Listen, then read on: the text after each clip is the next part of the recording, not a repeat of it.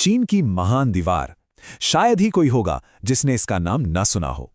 ये मानव इतिहास की सबसे शानदार और विशाल रचनाओं में से एक है। जरा सोचिए, पहाड़ियों और मैदानों के बीच एक सांप की तरह बलखाती हुई हजारों किलोमीटर लंबी दीवार। वाकई में एक अविश्वसनीय नजारा है। तो चलिए आज इस इंजीनियरिंग के बेजोड़ नमूने के पीछे की कहानी को जानते हैं। देखिए, ये दीवार सिर्फ ईंट और पत्थर से बनी एक इमारत नहीं है, ये उससे कई ज्यादा है।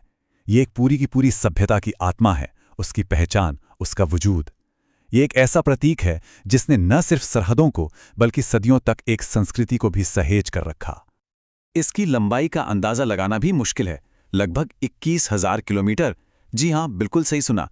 ये इतनी विशाल है कि इसे बनाने में कोई 1-2 साल नहीं बल्कि सदियां लग गईं और न जाने कितने राजवंशों ने इस पर काम किया। ये दूरी इतनी है कि पृथ्वी का आधा चक्कर लग जाए। ये आंकड़ा बताता है कि इसके पीछे कितना जबरदस्त इंसानी जज्बा और मेहनत लगी होगी। तो फिर सवाल ये उठता है कि आखिर इस दीवार को बनाने की जरूरत क्यों पड़ी, किसने इसे बनाया और वक्त के साथ इसमें क्या-क्या बदलाव आए। चलिए इन्हीं सवालों के जवाब ढूंढते हैं और इस महान दीवार की कहानी को परत दर परत समझते हैं। इसके लिए हमें समय में काफी पीछे जाना होगा, उस दौर में जब इस दीवार की नींव रखी गई। इसकी कहानी शुरू होती है प्राचीन चीन में, जहां पहली बार ऐसी किसी विशाल संरचना की जरूरत महसूस की गई। ये दीवार एक झटके में नहीं बनी जैसा कि कई लोग सोचते हैं। ये तो एक ऐसी कोशिश थी जो कई सदियों और राजवंशों तक चलती रही। हर दौर में इसमें कुछ न कुछ जुड़ता गया, इसे और मजबूत बनाया गया। 7वीं सदी ईसा पूर्व में बने छोटे छोटे हिस्सों से लेके मिंग राजवंश के विशाल पुनर्निर्माण तक इसका एक लंबा और दिलचस्प इतिहास रहा है। अच्छा, इतना बड़ा काम करने के पीछे कोई ना कोई मजबूत वजह तो होगी ही, है ना? वजह थी एक गहरा दार्शनिक विचार। झू राजवंश के समय से एक मान्यता थी जिसे कहते थे स्वर्ग की आज्ञा। इसका मतलब था कि राजा को शासन करने का हक तभी है जब वो अपनी प्रजा की रक्षा कर सके।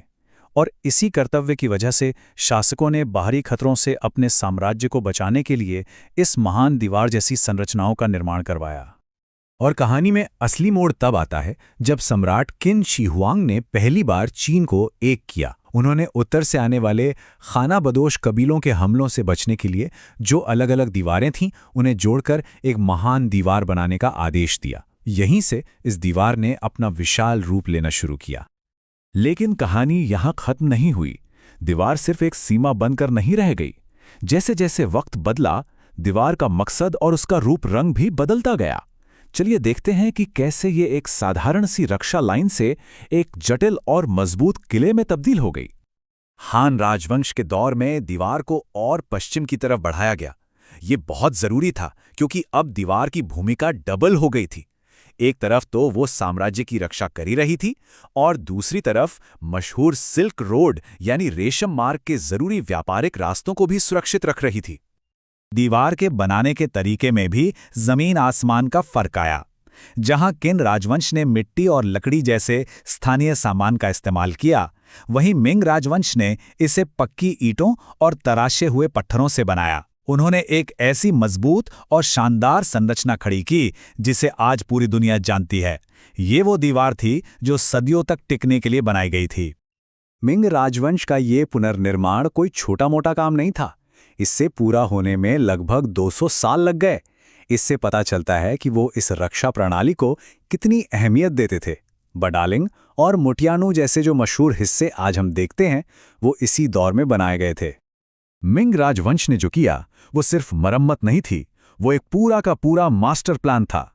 सबसे पहले उन्होंने दीवार के कमजोर हिस्सों का पता लगाया, फिर एडवांस वॉच टावर और किलों का डिजाइन तैयार किया और आखिर में सबसे अच्छी और टिकाऊ सामग्री का इस्तेमाल करके इसे हमेशा के लिए मजबूत बना दिया। वाकई एक शानदार योजना थी। तो अब तक हमने इसके बनने की कहानी तो समझ ली, लेकिन अब बात करते हैं कि आज की दुनिया में इस दीवार का क्या मतलब है, इसकी विरासत क्या है। आज ये महान दीवार सिर्फ चीन के लिए ही खास नहीं है, बल्कि ये पूरी इंसानियत के लिए एक खजाना है। 1987 में इसे यूनेस्को ने विश्व धरोहर का दर्जा दिया। ये हमें याद दिलाती है कि जब पीढ़ियां एक साथ मिलकर किसी एक सपने के लिए काम करती हैं, तो वो क्या कुछ हासिल कर सकती हैं। और आखिर में ये दीवार हमें एक बहुत गहरा सबक सिखाती है ये बताती है कि कोई भी सभ्यता महानता तभी हासिल करती है जब वो अपने लोगों की मेहनत, हिम्मत और संस्कृति के दम पर समय की हर चुनौती का सामना करती है और उस पर खरी उतरती है।